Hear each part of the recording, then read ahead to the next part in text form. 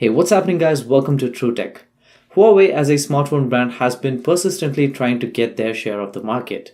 They did make some progress towards this goal by surpassing Apple in Q2 of this year. Main reason for this growth though was the impressive performance of Honor, their sister brand which caters to the budget segment in various markets. Their own flagships though didn't perform at the same level.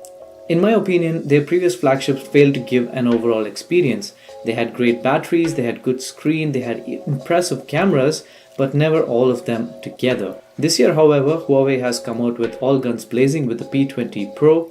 They've changed things up quite drastically, but has it worked? Well, that's exactly what we are here to find out.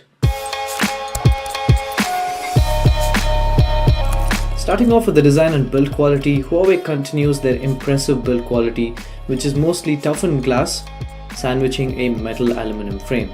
Just like any other flagship today, the glass isn't going to survive a drop, but it can hold its ground when it comes to dings and bumps. My review unit did have some dings and scratches already, probably from previous reviewers, however it did not hinder my usage.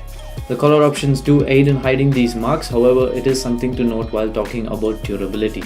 The design complements the hardware. It's not a groundbreaking design, it's rather a market-driven one.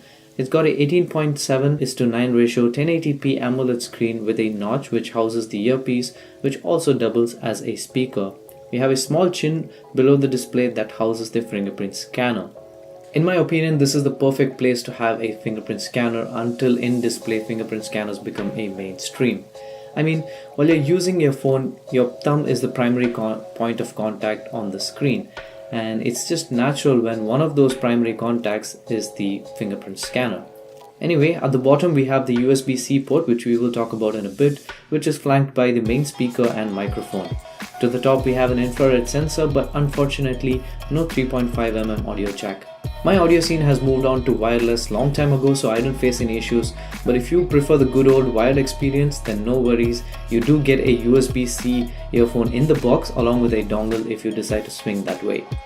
The back is where Huawei has its differentiating factor, a tri-camera setup, more on that later, and 4 color variants.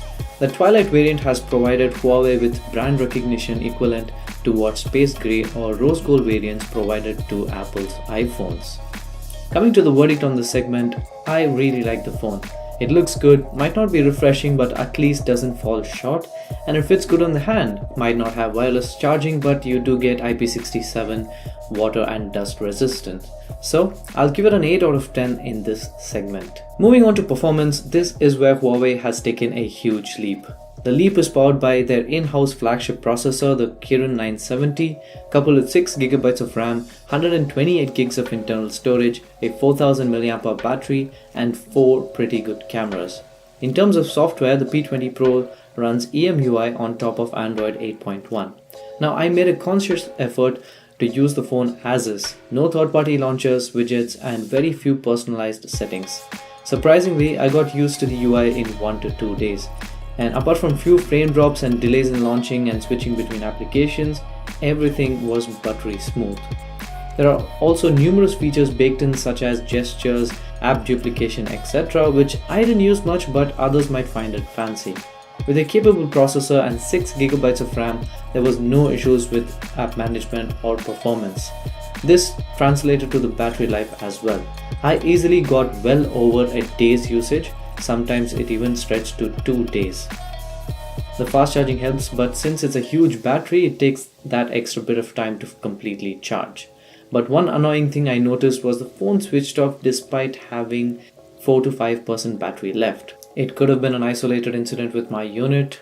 I don't know, Huawei didn't seem to bother to respond to my questions. If you own a P20 Pro and face similar issues, let us know in the comment section below. Now the cameras. The P20 Pro has a tri-camera setup which consists of a 40MP f1.8 primary shooter accompanied by a 20MP f1.6 monochrome and an 8MP f2.4 telephoto shooter. The front camera is a 24MP f2.0 shooter.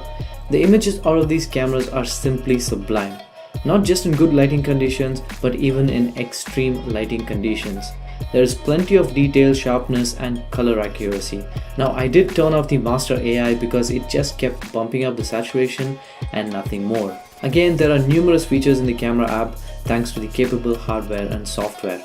I found myself using these three the most: portrait, telephoto and night mode. The stabilization and the output while using the telephoto and night mode is like nothing I've ever seen on a smartphone before.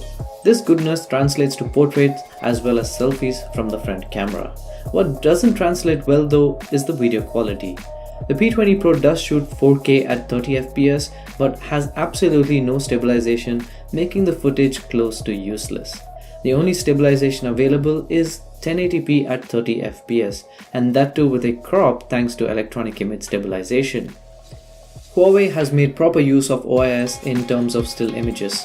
If they could just tweak the software a teeny tiny bit to make use of OIS in terms of video, the P20 Pro would be a great flagship to own in 2018. With that, we get to the verdict on performance, which is a solid 9 out of 10 from my side, giving the P20 Pro an overall score of 17 out of 20. Now, Huawei might be late to the flagship party, but we really have to appreciate them for what they've done with the P20 Pro, and I can only look forward to what they have in store for us for next year. This is Santosh signing off for TrueTech. You guys have a great day.